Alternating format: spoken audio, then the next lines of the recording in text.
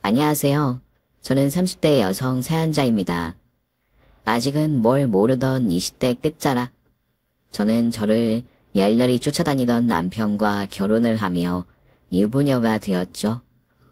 당시 저는 엄마가 아프셔서 환자 보호자로 몇 달간 병원을 다녔는데 그때 남편을 처음 만나게 되었죠. 신경외과 교수인 남편은 동료와 후배들에게 존경을 받고 수술도 워낙 잘해서 환자들에게도 덕과 신임을 얻은 명망 있는 의사였어요. 그런 의사라는 직업과 제게 잘하는 다정다감한 모습에 반했던 저는 7살의 나이 차이를 극복하고 남편과 연애를 시작했고 결국 결혼까지 하게 되었죠.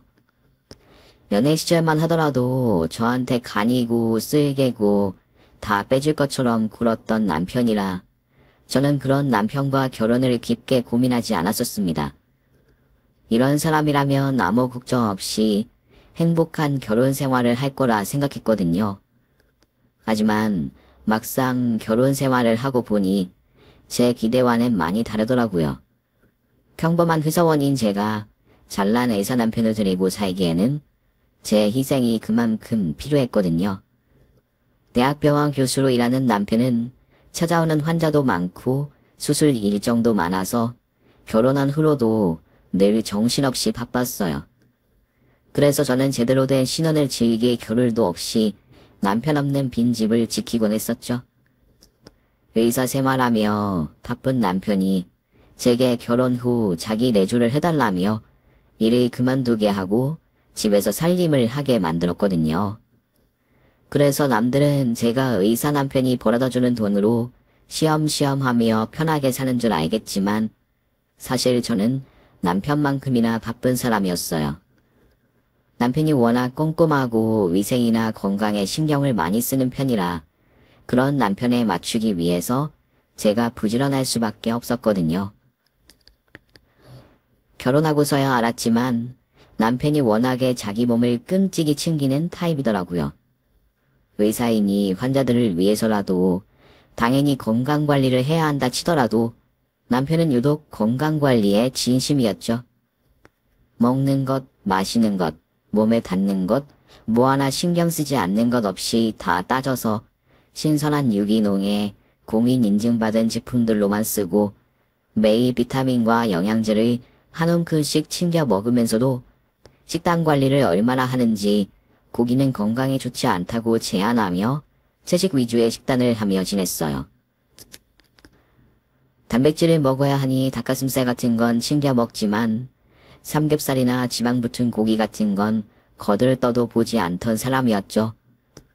거기다 식탁 위에 오르는 것들은 재료들 원산지부터 확인해서 장을 보게 하고 유통기한이 넘지 않았는데도 서운 지 며칠 지나면 먹지 않겠다며 늘 추상급 재료들로만 요리해서 상에 올리게 했어요. 그런 사람이었으니 인스턴트를 먹거나 몸에 나쁜 음식 먹는 걸 얼마나 싫어했겠어요. 하물며 영양사들이 환자들 건강 생각해서 정성껏 조리하는 병원 음식도 자기는 못 믿겠다며 제게 시켜서 도시락을 싸다니곤 했습니다. 그러니 제가 매일 남편 식사 준비하는 데만 얼마나 많은 시간을 썼겠어요. 그나마 다행이라면 저한테는 관심 없는지 제 입에 들어가는 건 신경 쓰지 않아서 저는 그렇게 극단적으로 식단 관리를 할 필요는 없었지만 가끔 제가 혼자 치킨이라도 시켜 먹거나 남들이 몸에 안 좋은 음식 먹는 먹방 하는 걸 보고 있으면 수준 떨어지고 천박하다며 불같이 날뛰며 화를 내곤 했습니다. 처음에는 의사라서 직업병인가 보다 생각하며 대수롭지 않게 넘기려 했지만 참다 보니 저도 그런 남편이 점점 피곤하고 짜증나기 시작했죠. 언제는 먼저 좋다고 쫓아다녀 놓고 정작 결혼하고 나니 방치하듯이 무관심해지더니 저더러 잘난 의사 남편 내조하라며 구박하며 매번 예민하게 구는 남편이 제게는 스트레스의 원인이었어요. 하지만 의사 남편과 결혼한 게 저였으니 누굴 탓하겠나요. 그저 결혼 전에는 왜 이런 걸 몰랐을까 후회하고 한탄하며 참을 수밖에 없었죠. 그런 남편만으로도 버거운 제게 더 큰 산은 다름 아닌 시어머니셨습니다. 저희 어머니는 남편 일찍 보내고 아들 하나 바라보고 살아오신 홀어머니로 어려움 속에서도 하나뿐인 아들을 의사로 키워내신 것을 무척이나 자랑스러워하는 분이셨어요.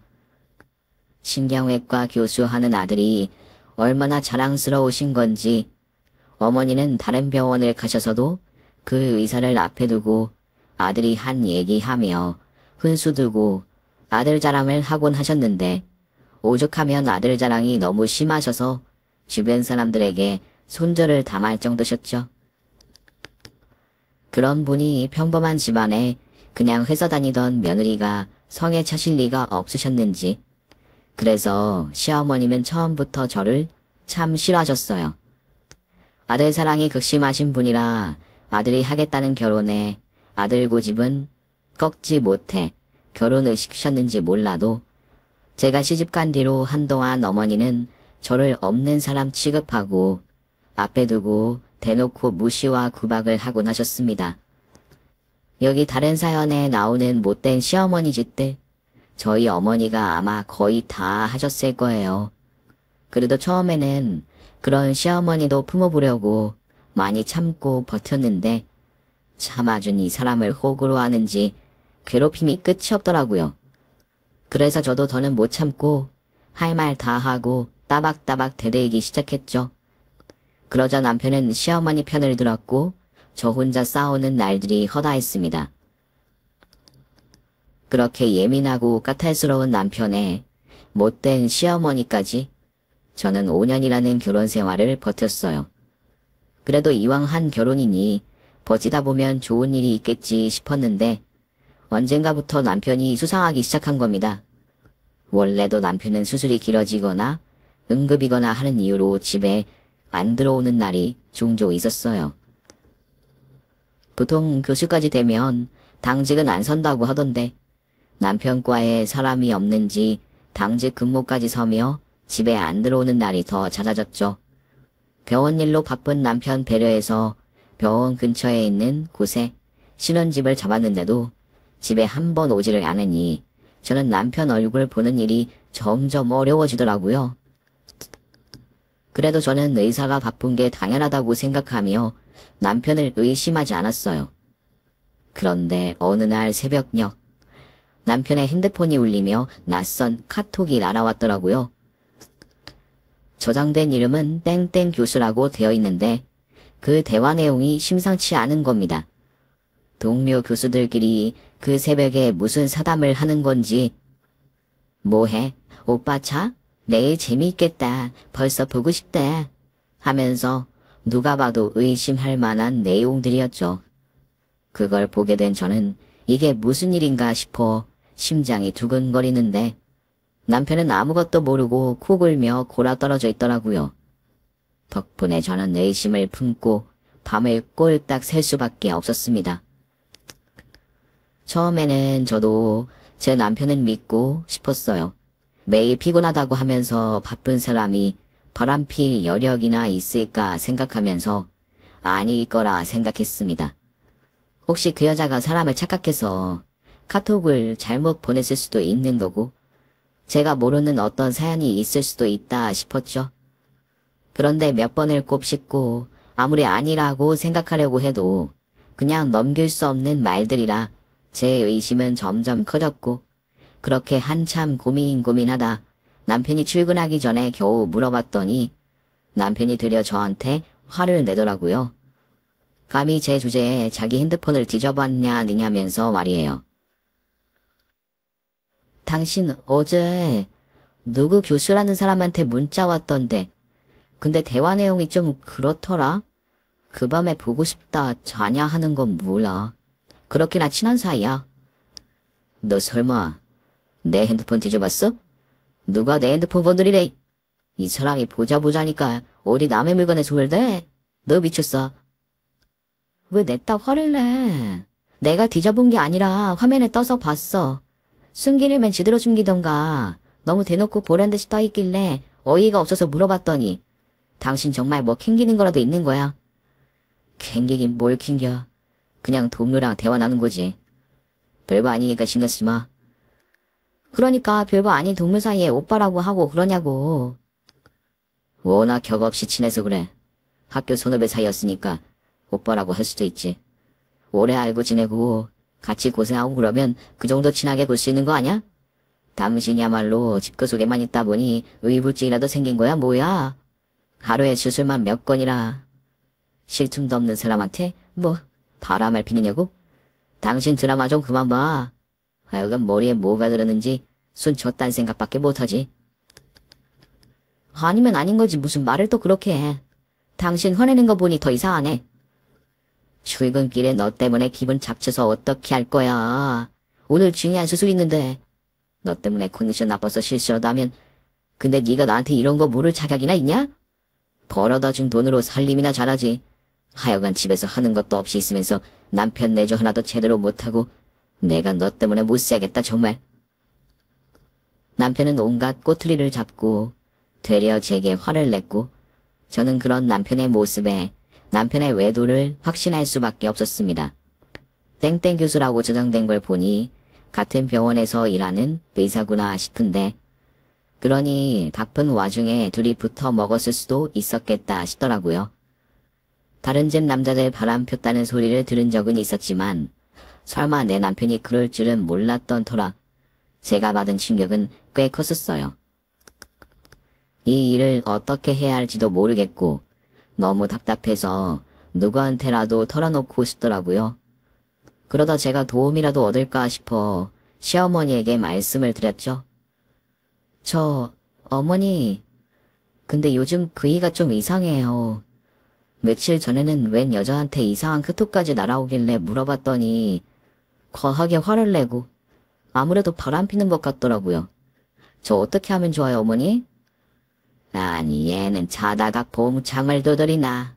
우리 아들이 잘도 그런 짓을 하겠다. 범준이 걔가 얼마나 청렴결백하고 양반 같은 아이인데 어디 바람을 핀다니? 그리고 설령 진짜로 바람을 핀다고 한들 그 정도는 네가 이해해야 하는 거 아니냐? 지금 저더러 남편 바람을 이해해 주라고요. 그래. 솔직히 말하면 너 같은 걸 안 사는데 아무리 우리 범준이라고 눈 안 돌릴 수 있겠냐? 너랑 5년이나 살았으면 살 만큼 살았지 뭐. 이혼 안 당하는 것만으로도 간지럽지 해야 할 것을 무슨 불만이 많아. 너 설마 범준이가 바람 났더라도 아무 소리 하지 말고 그냥 살아. 알았어? 어머니, 해도 너무하시네요. 지금 진심으로 그런 소리 하시는 거예요. 바람난 남편 참고 살으라고요? 제가 왜요? 제가 이 집에 팔려왔어요? 아니면 빚어졌어요? 제가 왜 남편 바람까지 참고 살아야 하는데요? 뭐야? 그럼 뭐 니깎게 내 아들이랑 이혼이라도 하겠다고? 누구 좋으라고 순순히 이혼해줄 생각도 없지만 어머니가 저한테 그런 소리 하실 자격 없다는 거죠. 애초에 이 결혼 누구 때문에 한 건데요? 제가 아니라 아드님이 저 좋다고 쫓아다닌 거예요. 그래도 7살이나 많은 남편 우직한 줄 알고 결혼했더니 온갖 까탈에 예민 따는 거 보고 얼마나 속았다 싶었는 줄 아세요? 그래도 이왕 한 결혼이니 애써 참고 있는데 어머니가 뭐라고 그런 소리 하세요? 이게 진짜 내 앞에서 못하는 소리가 없네. 야 이년아, 네가 뭐가 잘났어? 우리 아들은 의사 교수인데 네가 뭐라고 내 아들더러 속았다 마다야? 어머니한테는 의사들이 최고인지 모르겠지만 우리 집에서는 제가 제일 귀하거든요. 그러니까 저한테 함부로 말하지 마세요. 오냐 이년아, 너 그리 귀하면 니네 집 가서 살던가. 아주 앞으로 내 앞에 의심도 하지 마라. 그러면 저야말로 땡큐죠. 남편 수발에 어머니 심부름까지 하느라 몸이 축났는데 휴가 주셔서 감사하네요 정말. 그 밥에 그 나물 일하더니 역시나 시어머니는 무조건 남편 편을 드시더라고요. 자기 아들은 깨끗해서 바람 필 일 없다느니 설령 바람을 피더라도 제가 무조건 이해하고 참아야 한다며 저를 남편에게 딸린 몸종 마냥 말을 하시는데 어쩜 사람들이 이러나 싶어 화가 났어요. 하지만 저도 그리 참고 사는 며느리는 아닌지라 그런 소리를 듣고 가만히 있을 수는 없었죠. 그래서 받은 만큼 돌려드렸더니 그 말에 시어머니가 난리를 치고 개거품을 무시더라고요. 그렇게 난리 피고 싸우니 시모가 제 얼굴은 꼴도 보기 싫다며 덕분에 한동안 시댁의 발길을 끊을 수 있었죠. 그런데 그러던 중 시어머니가 갑자기 쓰러지시는 일이 생기며 집안이 발칵 뒤집히고 말았습니다. 평소 아들 따라 자기 몸 하나는 기가 막히게 챙기던 시어머니였는데 갑자기 쓰러지셨다니 저도 무슨 일인가 싶더라고요. 고령이라 건강이 걱정될 나이라면 또 모르겠지만 요즘 60대면 노인 나이도 아닌데 말이죠. 다행히 같이 계시던 이웃분이 바로 신고를 해주셔서 시어머니는 남편이 일하는 병원으로 실려가셨고 그곳에서 종합검사를 받게 되셨어요.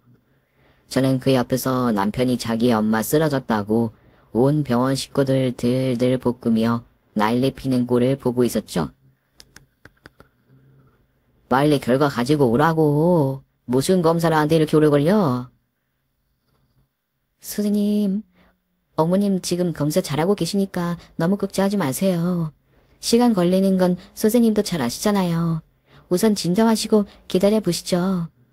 진정하고 자시고 지금 우리 어머니가 쓰러지셨다는데 내가 진정하게 생겼어요? 아무튼 검사 결과 나오자마자 나한테 바로 콜 넣어요. 아무리 제 가족 걱정이 되어 그런다지만 그래도 대학병원 교수라는 사람이 제자들 직원들 앞에서 진상 보호자처럼 난리를 피며 흥분을 감추지 못하고 있으니 괜히 옆에 있던 제 얼굴이 다 뜨거워지더라고요. 언제는 자기 입으로 환자 보호자들이 아무것도 모르면서 흥분하고 화만 낸다고 미개하다느니 어떻다느니 하더니 정작 제 일이 되니 남편도 별 수 없었던 모양입니다. 그렇게 시어머니는 한참 동안 검사를 받으셨고 의사 가족 덕인지 하루도 걸리지 않아 검사 결과를 받으실 수 있었습니다.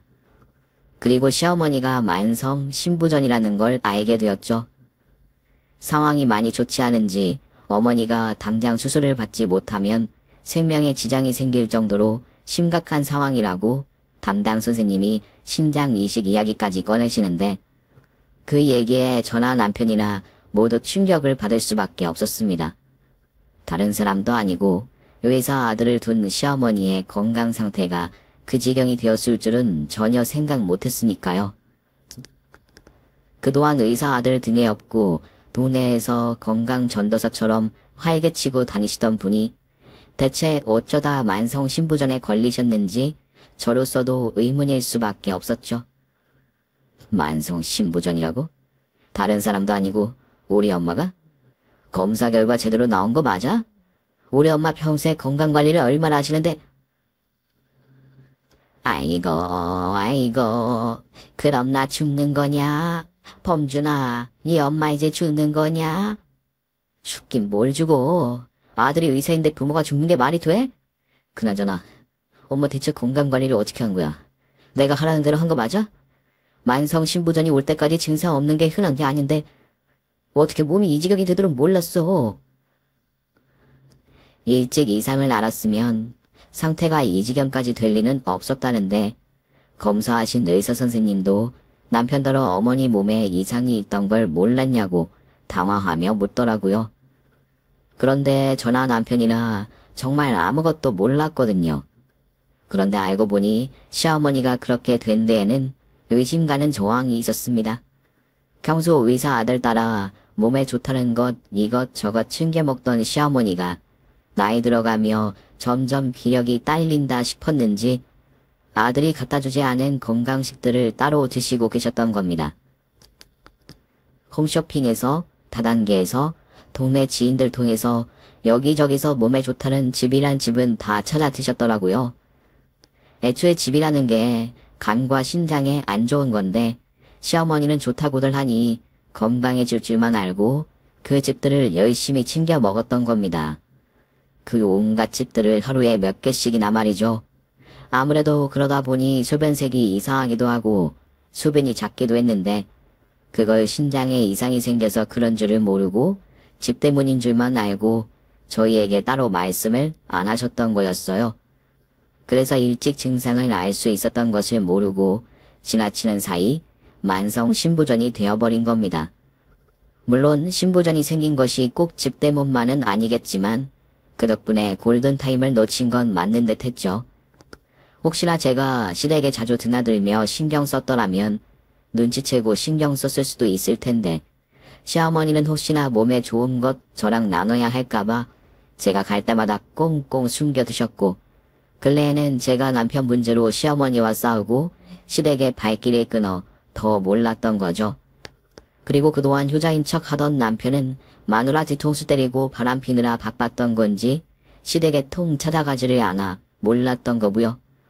결국 시어머니 혼자 건강 챙기려다 일이 이 지경이 되었던 건데 그렇다 보니 시모나 남편은 남 탓도 못하고 억울할 수밖에 없는 상황이 되어버렸죠.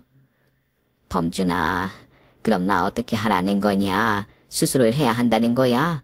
그거 심장 이식 받으면 나 살 수 있는 거냐? 그건 그렇긴 한데 이식이 쉬운 일도 아니고 나도 몰라. 모른다니 그게 무슨 말이야. 네가 모르면 누가 몰라. 의사 선생님 말로는 이식하면 살 수 있다며. 너 여기 병원 의사 아니냐? 네가 손 쓰면 될 수 있는 거 아니냐? 의사라고 장기 구하는 게 뭐 쉬운 줄 알아? 지금도 투숙받으면서 신장 이식 기다리는 환자가 얼마나 많은데 지금 신청해서 당장 이식자를 어떻게 찾아? 거기다가 안 그래도 사람들이 요새 병원 오는 것도 꺼리는 추세인데 장기 이식 받는 거 진짜 하늘의 별 따기라고. 그럼 나 죽는 거냐? 이 엄마 죽는 거야? 아이고 세상에 어떻게 이런 일이 있을 수가 있어. 내가 이렇게 죽을 줄이야. 아이고 나 이대로는 못 죽는다. 일찍이 남편 보내고 아들 하나 바라보고 살았는데 이제야 호강한다 싶은데 내가 억울해서 어떻게 죽어. 그 속에 누가 시키지도 않은 짓을 하래? 아들이 의사인데 자기 엄마 이렇게 되는 것도 모르고. 나도 정말 죽고 싶다 진짜. 이대로는 안 된다. 나 이대로는 못 죽는다. 나 살고 싶다 아들아. 범준아 이 엄마 좀 살려다오. 너도 나 죽으면 제명에 못 살 것 아니냐. 내가 생때 같은 내 아들 두고 어떻게 죽어. 남편 말대로 장기 이식이 쉬운 것도 아니고 이식을 기다리는 환자가 많은 상황에 시어머니 순번이 언제쯤 들어올지는 아무도 장담할 수 없는 일이었습니다. 그렇다고 남편이 의사라고 이식 순서를 땡기거나 어떻게 할 수 있는 방법도 없었고요. 그동안 의사 아들 뒀다고 자기가 의사라고 온갖 병치레는 다 피해가는 것처럼 굴던 사람들도 이런 상황에 닥치니 결국 아무것도 할 수 있는 게 없어 보였어요. 그래서 남편은 속상한 마음에 시모에게 괜히 언성을 높이고 시모는 죽고 싶지 않다고 엉엉 우는 통에 저는 말 얹을 틈도 없더라고요. 어머나, 어머니 이 일을 어쩌면 좋아요. 아직 한창 나이이신데 고생하셨단 만큼 의사 아들 덕 보고 오래오래 살고 싶다고 하시더니 100세 시대에 이대로 떠나시면 안 되죠 어머니. 너는 지금 누군 널리니? 그딴 말을 위로라고 하는 거야? 누군 죽고 싶어서 이래. 이식이 어렵다잖아. 그런 소리 할 거면 입에나 다물어라. 범진이 너는 얘를 왜 데려왔니? 안 그래도 심란해 죽겠는데 사람 짜증나게 시리. 당신은 걱정이 되긴 되는구요? 엄마 심란하게 뭐로 그런 소리를 해? 그렇게 걱정되면 진작 신경 쓰지 그랬어. 예쁘지는 않지만 그래도 안타까운 사정에 위로를 꺼냈더니 제 위로는 필요가 없으신지 시어머니가 딱 저렇게 말씀을 하시더라고요. 아무리 바람난 남편의 못된 시무라 그래도 같이 한 정이 있어서 소식을 듣자마자 불이 나게 달려와 걱정을 해줬더니 사람이 위로를 하는데 고마운 줄도 모르는 거죠. 하물며 옆에 있던 남편마저 제가 객식구인 것 마냥 신소리하지 말라며 타박을 하더라고요. 남편 놈 그따위 말본새는 하루 이틀도 아니었지만 이제 아쉬운 사람이 나도 아닌데 둘이서 여전히 저를 갈구는 게 짜증이 났어요. 그래도 저는 꼭 참고 이렇게 말을 꺼냈죠. 그래, 정 걱정되면 이식이라도 해주던가. 말뿐인 위로 따위 필요 없다. 그럴 것도 아니면서 괜히 걱정하는 척은. 어머니, 무슨 그럼 섭섭한 말씀을 하세요. 제가 이식해드릴 수 있으면 당연히 해드리죠. 저를 뭐로 보시고. 뭐? 당신 그 말 진심이야? 우리 엄마한테 당신 신장 이식해주겠다고? 그게 참 말이야. 네가, 아니 우리 며느리가 나를 살리겠다는 말이니?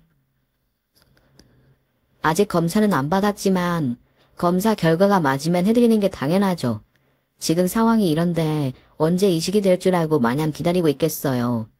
그 사이에 어머니 손도 못 쓰고 돌아가시면 저도 못 견디죠. 뭐 제가 할 수 있을지는 모르지만 어머니랑 맞는다면 제가 해드릴게요. 당신 어떻게 그런 생각을 했어? 그게 사실 쉬운 결정은 아닌데 당신이 그렇게 말해주다니 나 정말 감동이야. 자식으로서 당연한 일이지. 감동은 무슨. 어차피 당신도 검사 받아볼 거 아니야? 우리 둘 중에 맞는 사람이 있는지 기도나 해야지 뭐. 그렇지. 나도 당연히 검사 받아야지. 그런데 꼭 가족관계라고 맞고 그런 건 아니라서 내가 안 되면 당신이라도 맞으면 좋은 건데 아무튼 당신이 그런 결정 내려줘서 정말 고마워. 그럼 당장 검사 받아보자. 콩팥이 2개라고 하지만 장기 이식을 한다는 게 쉬운 결정은 아닐 거예요. 신장이 2개인 데는 다 이유가 있을 테고 수술이라는 게 부담이 될 수밖에 없는 일이니까요. 거기다 건강하고 젊은 사람들도 신장 이식을 해주고서 부작용을 겪기도 하고 드물기는 하지만 목숨이 위태로운 일도 꽤 있죠. 그래서 이런 상황이 있을 때 가족 이식을 제일 먼저 생각하지만 피를 섞은 가족들 간에도 쉽게 결정하기 어려운 일일 텐데 그런 사실은 병원에 있을 남편이 누구보다 잘 알고 있을 테니 남편도 시어머니에게 이식을 해드리겠다 선뜻 말하기 어려운 것 같더라고요. 그런데 자기 아들도 말하지 못한 신장 이식을 며느리인 제가 하겠다고 먼저 말하니 남편도 시모도 제 말에 놀란 모양이더라고요. 그동안 고부관계가 좋았던 것도 아니고 시모가 저한테 잘해준 적도 없었으니까요. 그래서 이제 남편도 감동받았다며 고마워하는데 다행이다 싶었는지 평소에 뭐 시키는 건 바로바로 하는 법이 없던 남편이 누구보다 빠르게 적합성 검사 일정을 잡아주더라고요. 하지만 그때까지는 제가 이식에 적합할까 반신반의하고 있었습니다. 가족 간에도 맞는 사람이 없어서 기증을 기다리는 사람들이 태반이라니 오히려 저보다는 남편 쪽이 가능성이 높을 거라 생각했죠. 그러나 결과는 놀랍게도 적합했습니다. 오히려 남편이 이식이 어렵다고 하더라고요. 그러니 이제는 정말 저 말고는 시모를 살릴 수 있는 방도가 없는 셈이었죠. 그렇게 제가 시모에게 신장 이식을 해줄 수 있다는 걸 확인한 남편은 저랑 살면서 그 어느 때보다 기뻐하며 서둘러 수술 일정을 잡으려 했습니다. 제게 고민할 여유를 줄 생각이 없는 건지 당장이라도 수술 날짜를 잡자고 마음이 급해져 있더라고요. 남편은 당장이라도 수술을 시키라고 안달이었지만 저는 남편에게 부탁해 마음의 준비를 하겠다며 한 달의 말미를 두었습니다. 당장 수술을 하기에는 제가 그 사이에 할 일들이 참 많았거든요. 그러자 남편은 내키지는 않았지만 제 눈치를 보며 이해를 해주는 척했고 한 달에서 하루도 더 못 기다린다는 듯 딱 한 달 되는 날에 수술 날짜를 잡더라고요. 그리고 저는 수술 일정과 제 사정을 친정엄마에게 말씀드렸어요. 그러다 저희 엄마는 깜짝 놀라며 절대로 안 된다고 저를 뜯어 말리시더라고요. 신장이식이라니. 아니 이 서방은 뭐하고 네가 그걸 해줘. 신장이식 함부로 하는 거 아니라 그러던데. 일일 부부 사이에 아직 애도 없는데 이식해줬다가 괜히 뭔 일이라도 나면 어쩌려고. 괜히도 검사해봤는데 남편은 안 맞고 나밖에 방법이 없대. 그렇다고 그걸 홀랑 해주겠다고 그래? 아니 너 뭐 잘못 먹었냐? 너 너희 시어머니랑 사이가 좋지도 않잖아. 말 맞다나 사돈이 너한테 잘해주기라도 했으면 내가 이런 소리 안 하지. 맨날 의사 아들 자랑만 하고 내 딸 무시하더니 이럴 때는 또 며느리 도움 받겠대? 너는 네 시무랑 맨날 으르렁거리면서 못 살겠다고 난리더니 갑자기 무슨 효부 행세야. 너 이런다고 그 집에서 알아는 줄 것 같아? 고마워하는 거야 잠깐이지. 이래놓고 나중에는 별로 고마워하지도 않아요. 아니 사돈도 참 너무하시지. 그걸 또 텁섭 받겠다고 하디? 살 만큼 사는 양반이 한창인 며느리 신장이 탐이 날까? 그러게. 진짜 염치도 없지. 나한테 그따위를 쓰면서 그걸 덥석 받겠다고 하더라? 남편은 신나서 당장 수술 날짜 잡자는 거 내가 겨우 미룬 거야. 그러는 사이에 내가 마음이라도 바뀔까봐 얼마나 전전긍긍하는지. 그동안 집에도 잘 안 들어오던 인간이 요즘에는 내 비밀 맞춘답시고 집에도 일찍 들어오고 내 눈치도 본다?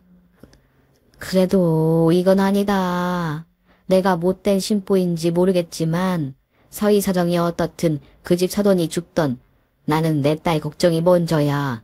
내가 사도온 상황이라 그래도 나는 서희나 자식한테 신장 받아서 명줄 늘릴 생각은 못할 텐데. 근데 어떻게 며느리 신장을 달라 그래? 영희야, 너 다시 한번 생각해봐라. 응? 역시나 절 걱정해주는 건 저희 엄마밖에 없으시더라고요. 엄마는 며느리 예뻐하지도 않던 시모한테 뭐하러 콩팥을 떼어주냐며 저를 뜯어 말리셨습니다. 그게 자식 걱정하는 부모님 마음이시겠죠. 저희 엄마가 당신이 아프셔도 저한테 신장을 받지 못하실 거라 하시는데 그 말을 들으니 엄마가 절 얼마나 생각하시는지 알겠더라고요. 그리고 저 역시도 저희 엄마 가슴에 대못 박을 만큼 걱정을 끼치고 싶지는 않았어요. 역시 내 걱정하는 건 엄마밖에 없구나. 알았어. 엄마 말 들을게. 뭐야? 너 정말이야? 정말 안 하겠다고? 사실은 처음부터 해줄 생각 없었어. 내가 미쳤어. 미워 죽겠는 시모한테 무슨 내 장기를 떼줘. 그게 무슨 말이야? 그러면 그런 소리는 왜 했어? 너 아니면 너희 시모 죽을지도 모른다며. 그 여자 죽던 말던 나랑 무슨 상관이야. 이제 남이 될 사이인데. 너 설마 이서방이랑 이혼할 생각인 거야? 사실 저는 처음부터 시모에게 신장 이식을 해줄 생각이 추호도 없었어요. 그런데도 그런 말을 했던 건 다 제 복수의 방법이었습니다. 남편놈이 바람이 났다는 걸 알고부터 당연히 이혼 생각을 하고 있었는데 제가 이혼을 앞두고 뭐하러 미운 시모에게 제 장기를 떼어주겠어요. 제 속을 모르는 그 인간들은 그동안 자기들이 한 짓은 생각도 안 하고 남의 귀한 장기를 받아먹으려고 하다니 용궁에 끌려가던 토끼가 이런 기분이었을까 싶었죠. 어차피 이식 안 한다고 한들 법적으로 문제될 것도 없고 그 인간들에게 미안해할 마음은 족살만큼도 없으니 이것보다 더한 복수가 없을 것 같았거든요. 이대로 남편 외도 증거를 잡아 이혼을 한다고 한들 재산 분할의 위자료 정도가 끝일 텐데 돈만 받고 헤어지는 건 제가 너무 억울해서 안 되겠더라고요. 거기다 이혼하면 그 집 식구들이랑도 끝인데 시모에 대한 복수는 할 수도 없고요. 그런 참에 시모가 신장 이식을 받아야 하고 하필 제가 적합하다고 나오니 저로서는 하늘이 제게 복수의 기회를 주셨구나 싶은 겁니다. 그래서 저는 수술날 전까지 이혼 준비를 끝내고 마지막 복수로 끝맺을 계획을 하고 있었어요. 남편이 바람을 폈다는 걸 모르고 계셨던 엄마는 저의 이혼 결심에 놀라셨지만 그동안의 일을 전부 들으시고는 제 편을 들어주셨어요. 뭐? 이서방이 바람을 폈다고? 아니 이런 똥물에 지게 죽일 놈을 만나. 그놈 자식 언제는 내 딸 달라고 내 앞에서 그렇게 사정사정을 하더니 이제 와서 내 딸을 뒷방에 두고 딴 년에 만나고 다녀? 그녀는 뭐하는 년이라니. 어떤 년인지 내가 가서 아주 머리채를 잡아채야지. 같은 병원 일하는 의사래. 옛날에 같은 학교 선후배였다는데 그 여자가 작년에 남편 일하는 병원으로 왔더라고. 학교 다닐 때 서로 좋아했던 건지 뭔지 몰라도 같은 병원에서 일하게 되고 붙어 지내다 보니 눈이 맞은 거지 뭐. 어쩐지 바쁜 병원 생활 중에 어디서 여자를 만나고 다녔나 했더니 등장 밑이 어두웠더라고. 너는 열받지도 않니? 그런 말을 뭐 그리 탐담하게 해. 열내면 뭐해. 나도 처음에는 분하고 억울하고 그랬는데 이제는 뭐 아무렇지도 않아. 헤어질 사이라고 하니까 화도 안 나는 거 있지. 끼리끼리라고 바람핀 년놈들끼리 붙어 살라고 내가 비켜줘야지 뭐. 꼭 그거 아니라도 남편놈이랑 사는 거 지긋지긋했어. 그래서 이제는 오히려 속 시원해. 그래, 잘 생각했다. 그런 놈들 욕해주는 것도 아깝지. 쓰레기 같은 것들은 지들끼리 섞이라고 하고 너는 이혼해서 광명 찾아. 요즘 세상에 이혼했다고 못 살겠니? 너는 더 어리고 잘난 놈 만나서 더 잘 살면 되지. 의사 사위? 이제는 저도 안 갖는다 그래. 그렇다고 나도 바보같이 당하고만 싶지는 않아. 그러니까 마지막으로 제대로 복수를 해주고 끝내야지. 어디 지들이 무시하고 갈구던 내가 어떻게 하는지 마지막에 웃는 놈이 누구인지 제대로 보여주라고. 그러려면 엄마가 날 좀 도와줘야 해. 뭐든 시키기만 해라. 엄마가 지옥까지 쫓아가는 일이 있더라도 너 도와야지. 그렇게 저는 그 인간들을 엿먹이기 위해 엄마와 계획을 세우기로 했습니다. 이식수술 직전까지 조용히 이혼 준비를 끝마치고 수술 직전에 도망 나오는 계획을 말이죠. 이식받아서 새 생명 얻을 생각에 수술대 위에서 싱글벙글 할 시모가 직전에야 수술을 못하게 되었다는 걸 알고 얼마나 망연자실할지 그 생각만 해도 벌써 신이 나더라고요. 그렇게 저는 한 달 사이 흥신소를 통해 남편의 외도 증거들을 차곡차곡 모으고 이혼 변호사와 상담을 하며 열심히 준비를 해 나갔습니다. 그리고 시간이 빠르게 흘러 결국 수술 당일 날이 되었죠. 그동안 수술 날이 다가올수록 제 눈치 보면서 잘해주는 남편을 보는 것도 꽤 괜찮은 일이었는데 수술 당일이 되니 오늘 일로 난리 날 시댁 상황이 예상되어 도저히 웃음이 숨겨지지 않더라고요. 그렇게 저는 하루 전날부터 금식을 하고 당일이 되어 수술 준비를 하고 있었습니다. 그런데 남편이 뭘 하는지 시모랑 자꾸 왔다 갔다 하더라고요. 지금쯤 시모도 링거를 꽂고 있어야 할 텐데 돌아다니는 게 뭔가 이상하다 싶어 엄마를 병실에 두고 나가보니 수술방 앞에 남편과 시모가 서 있었어요. 그리고 그 옆에 의사 가운을 입은 여자가 한 명 더 있는 겁니다. 그 모습을 보자마자 저는 그 여자가 남편의 내연녀라는 걸 단번에 알아차렸죠. 시모와 남편이 워낙에 끼리끼리라 시모도 남편의 외도를 모르고 있지는 않겠다 싶었는데 셋이 다정하게 있는 꼴을 보니 그냥 아는 정도가 아니라 이전에도 여러 번 만난 적 있는 것처럼 보이더라고요. 그 꼴을 보니 기가 막힌데 자기 엄마 신장 떼주라고 마누라는 병상에 눕혀놓고 내연녀랑 시모까지 속닥거리는 꼴에 대체 무슨 얘기를 하나 싶어 몰래 귀를 대고 들어봤어요. 저는 그때까지만 해도 시모한테 수술 잘 받으라고 안부라도 전화로 온 줄 알았죠. 아이유 바쁠 텐데 여기는 뭐하러 왔어? 나 수술 때문에 걱정해서 온 거야? 그럼요. 어머님 수술하시는데 제가 와봐야죠. 마음 같아서는 제가 보조라도 하고 싶었는데 스케줄이 안 맞아서요. 그래서 인사라도 드리러 온 거예요. 어준이가 이렇게 마음이 깊고 착해 엄마.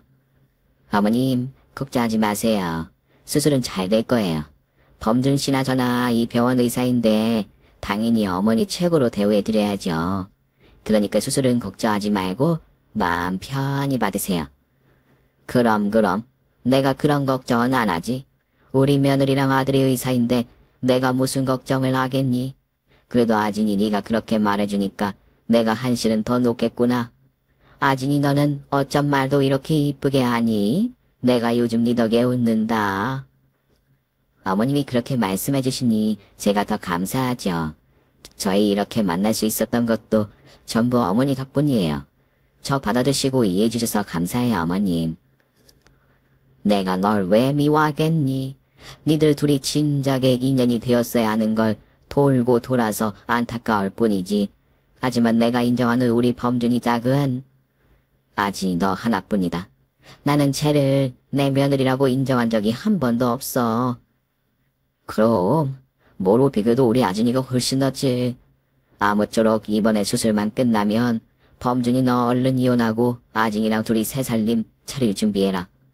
아이고 둘이 같은 병원에서 의사 일하니 얼마나 좋니. 서로 힘들 때 도움도 되고 나도 이렇게 도움받고 말이야. 아들이 의사인 것도 복이다 싶었는데 이제는 며느리까지 의사라니 내가 이제는 죽어도 여한이 없다.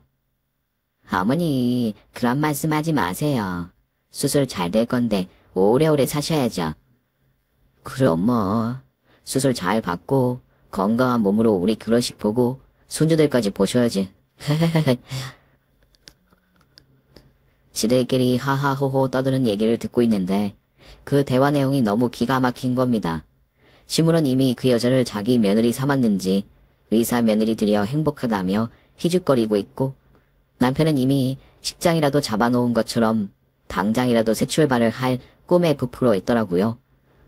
그러니까 지금 저것들이 저한테서 신장을 받아가고 헌신짝처럼 버릴 계획을 떠들고 있었던 겁니다.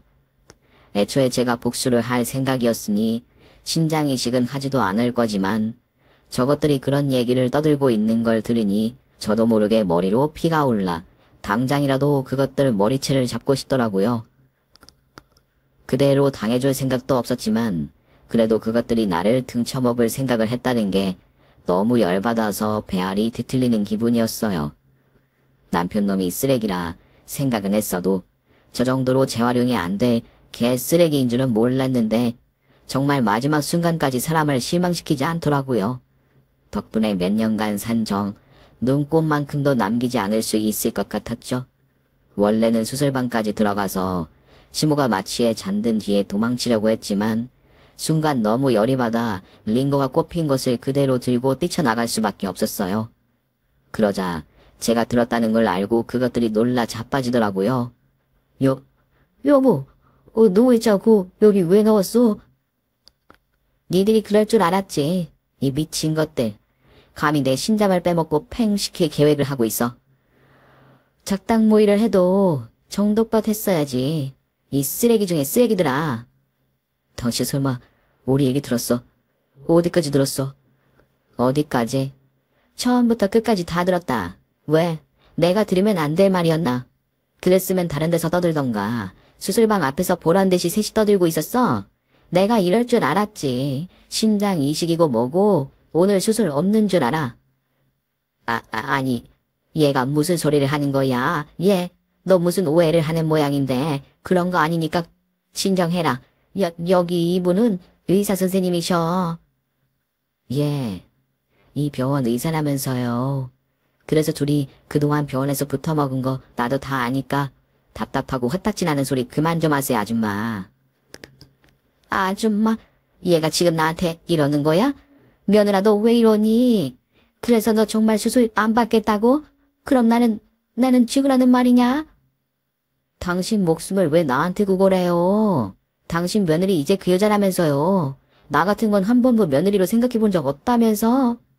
그럼 신장 이식도 당신 며느리한테 받아야지. 왜 사람 취급도 안 하는 나한테 그러실까? 왜? 그 여자는 이식이 안 맞대? 아니면 귀한 의사 며느리라서 그 여자 콩팥은 못 빼먹고 내 콩팥 탐내는 건가? 나한테는 이런 치욕을 주고 이혼시키려고 하면서 마지막으로 콩팥까지 훔쳐가려고. 여보, 내가 잘못했어. 다 내 탓이야. 그러니까 제발 수술만 해줘. 응? 너 바람 피고 다닌 거 진작 알고 있었어. 같은 병원인 것도 알고 있었고 네가 나보다 잘났다 하더니 내가 그렇게나 등신인 줄 알았어? 그럼 어디 내가 어떻게 하려나 기다려봐. 당신 엄마는 곧 죽으니까 기다릴 수가 없으려나. 애미야, 내가 잘못했다. 내가 자식을 잘 챙겼어야 했는데 내가 미련했어. 너한테도 그동안 그렇게 모질게 하는 게 아니었는데 다 내 탓이다. 그래도 사람 하나 살리는 셈 치고 도와주면 안 되겠니? 나 너 없으면 죽을 목숨 아니냐. 수술만 해주면 너 원하는 대로 다 해주마.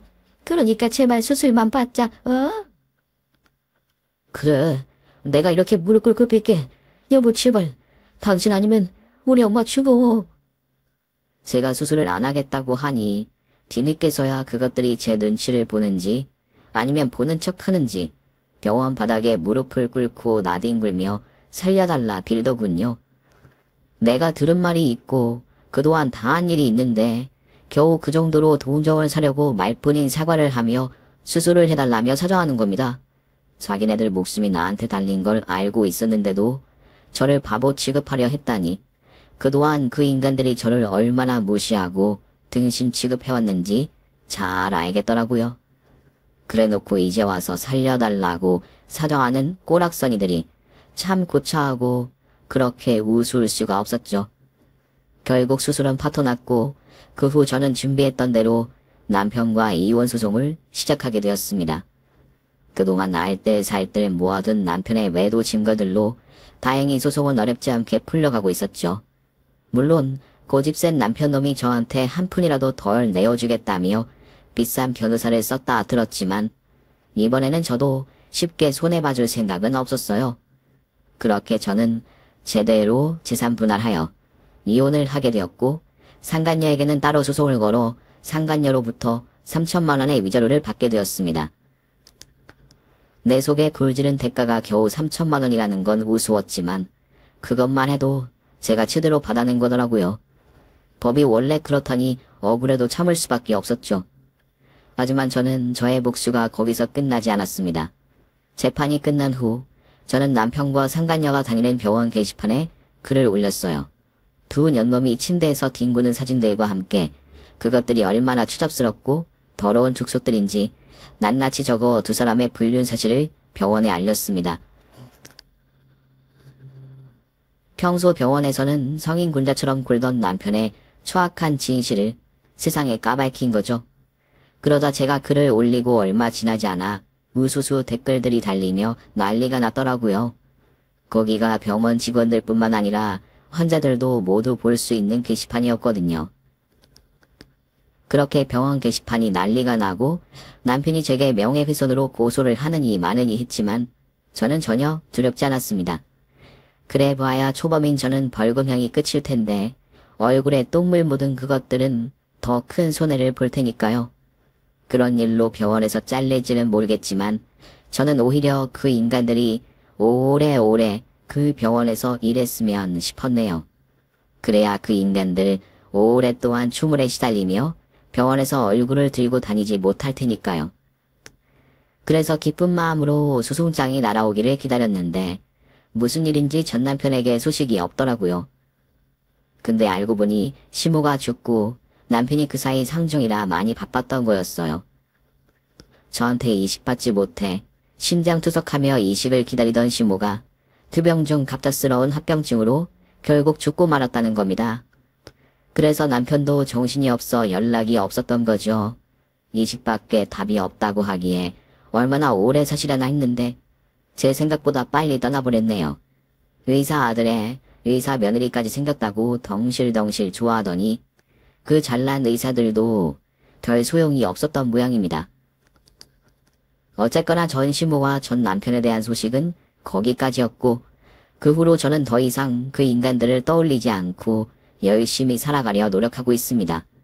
사정을 모르는 사람들은 잘난 의사 남편이랑 이혼했다며 저를 미련하다 생각하기도 하지만 저는 의사 남편과 시모의 구박과 등살에 시달렸던 그때보다 제 마음껏 먹고 즐기며 살 수 있는 지금이 훨씬 행복하네요. 그러니 앞으로도 저는 제 남은 인생을 남자에 얽매여 살지 않고 자유를 누리며 살렵니다. 여러분들께서도 부디 행복하시기를 바라며 제 이야기는 여기서 마치겠습니다. 감사합니다. 오늘 준비한 사연은 여기까지입니다. 재미있게 들으셨다면 구독과 좋아요, 알림 설정까지 눌러주세요. 그럼 저는 다음 사연으로 찾아뵐게요. 오늘도 건강하고 행복하세요.